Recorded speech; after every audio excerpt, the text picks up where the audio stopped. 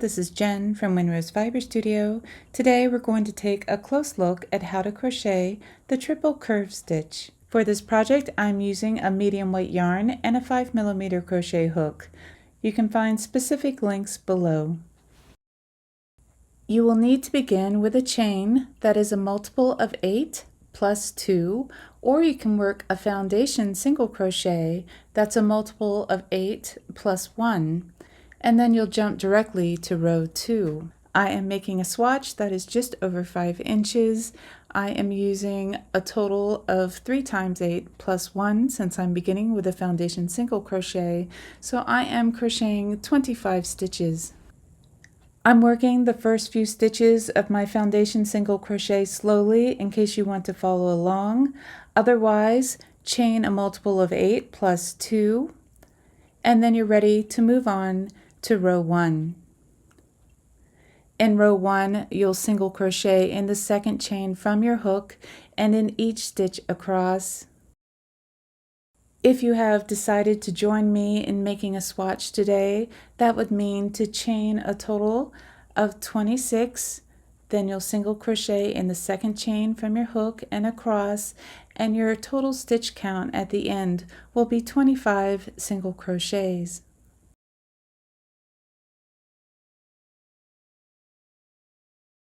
Here we are at the end of row 1, a nice neat row of single crochets on our foundation chain, and now we're ready to move on to row 2 where we'll be setting up our pattern.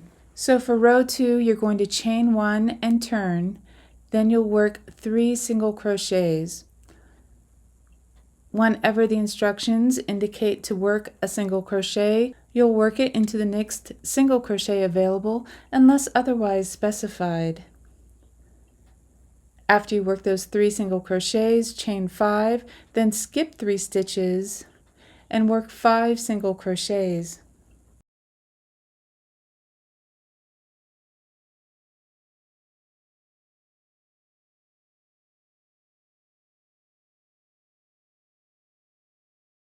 Then once again you'll chain 5, skip 3 stitches, and this pattern repeats as you work your way across. 5 single crochets, chain 5, skip 3 stitches.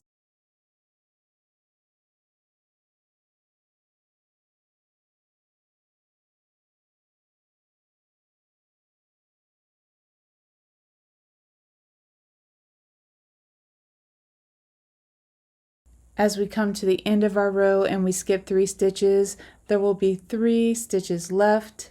You'll work a single crochet into each of those 3 stitches, and this will complete row 2.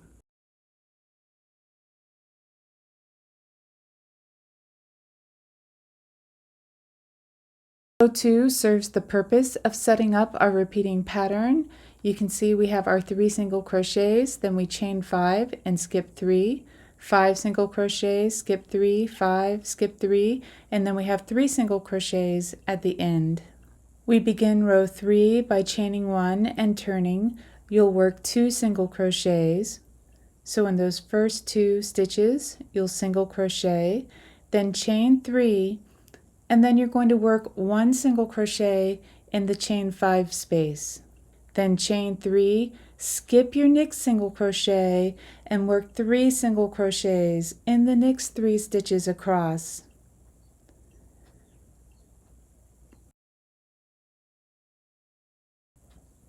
Ignore that last stitch and chain 3.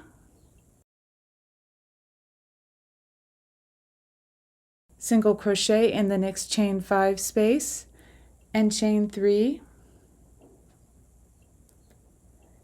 And then you'll skip the next stitch and you'll repeat this pattern. You'll work 3 single crochets, chain 3, single crochet in the chain 5 space, chain 3, skip next stitch. You repeat this pattern all the way across.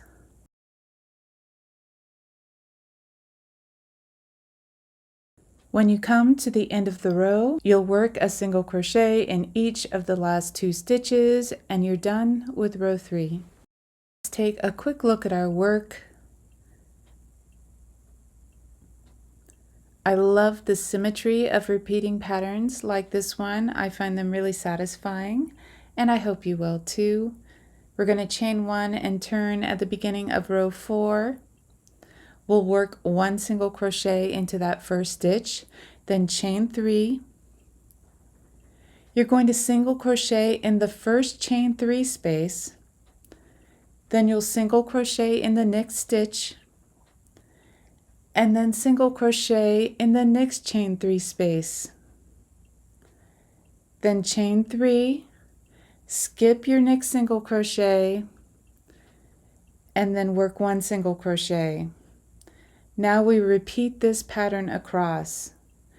Chain 3, single crochet in the next chain 3 space, single crochet in the next stitch, single crochet in the next chain 3 space, then chain 3, skip 1 single crochet, and then single crochet in the next stitch.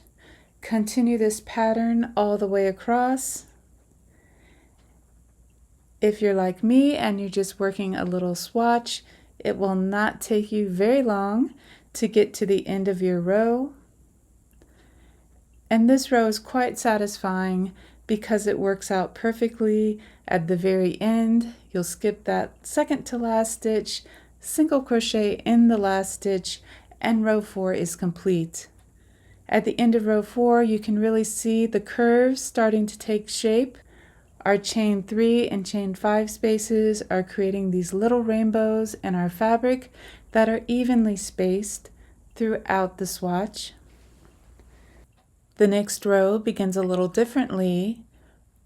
Row 5 begins with a chain 5. This chain 5 counts as our first double crochet and our beginning chain 2.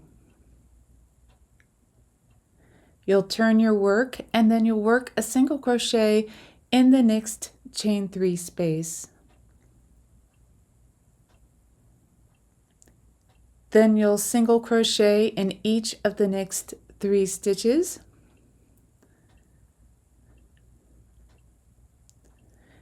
And then you'll work a single crochet in the next chain 3 space.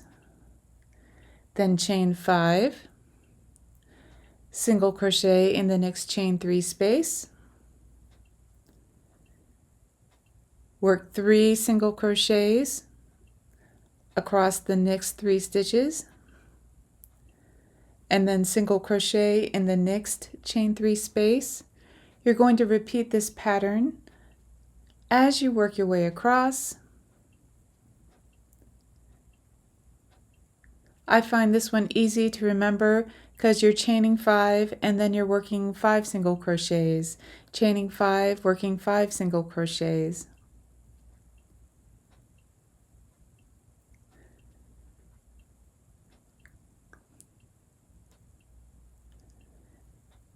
After you work that last single crochet, you'll chain 2 and then you'll double crochet in the last single crochet.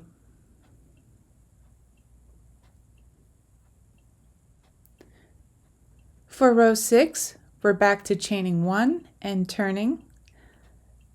Work 1 single crochet. It'll be worked into that double crochet that you just made at the end of row 5. Then chain 3. You're going to skip the next single crochet and work 3 single crochets.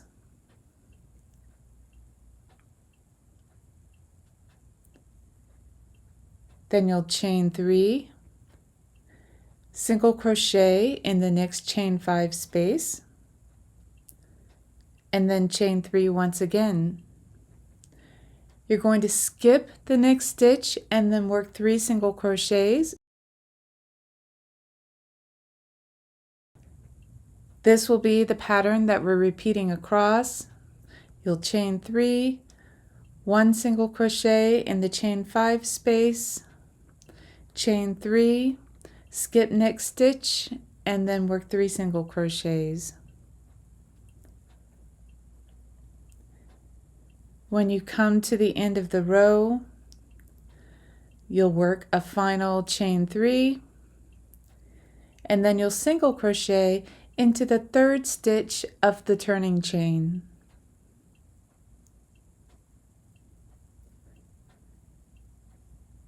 Row 6 is now complete.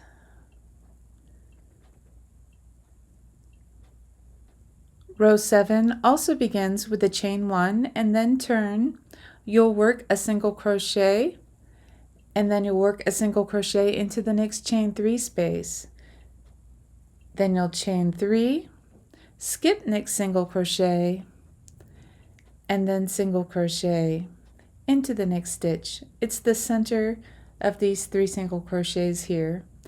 Then you're going to chain 3, single crochet into the next chain 3 space, single crochet into the next stitch, and then single crochet into the next chain 3 space, and then chain 3.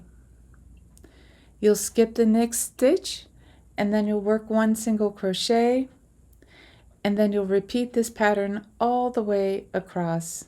You can see these groups of crochet here that I'm pointing out. It goes from 1 to 3 to 5 to 3 to 1. We just worked the 1, and now we go back to the beginning of our repeating pattern with a chain 3, and we continue to work this pattern across.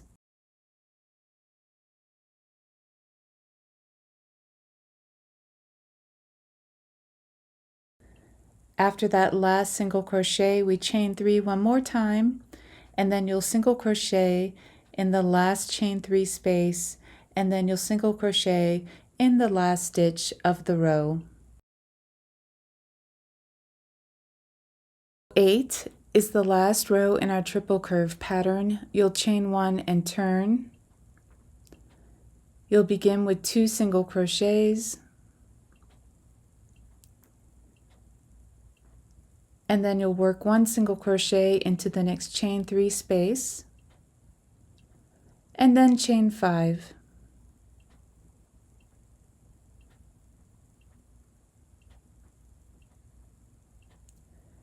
Single crochet into the next chain 3 space, then you work 3 single crochets,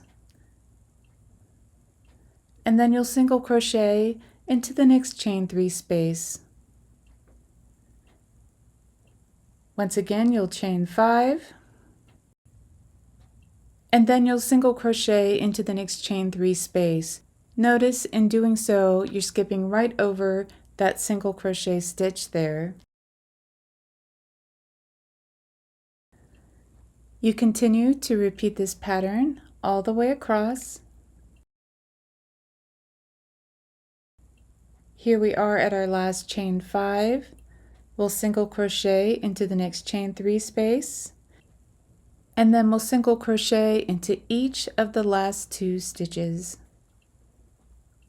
If we look at our first 8 rows, you can see it's quite easy to count your rows. You start with the first, and then you can just count these connecting chains. We have our triple curves connected by our 1, 3, 5, 3, 1 single crochets. To continue working the fabric, repeat rows 3 through 8 respectively. I also have an optional last row for you. After you work row 8, you can chain 1 and turn and follow the directions above to create a finishing row that mirrors your row of beginning single crochet. This is quite an interesting pattern. It creates these symmetrically placed curves. And you'll also see that there is a crisscross as well. Now, the pattern I'm following suggests that the wrong side is facing you as you're working odd numbered rows. I think a very strong case could be made for describing this fabric as reversible. I took the time to block it, and after doing so, I almost feel like that it's the right side facing you as you're working the odd numbered rows. So what do you think? Which is the right side and which is the wrong side? Let me know in the comments below. I'm going to go ahead and make my label. I have the instructions on the back side, and now I can add this to my stitch library. I happened to film this before I decided to block my swatch. I'm so happy to add the triple curve stitch to my pattern library. I hope you enjoyed the tutorial today, and if so, please like and subscribe. I post videos every Tuesday and often on Saturdays as well. I'm really looking forward to sharing more designs with you. Thank you so much, and I'll see you next time.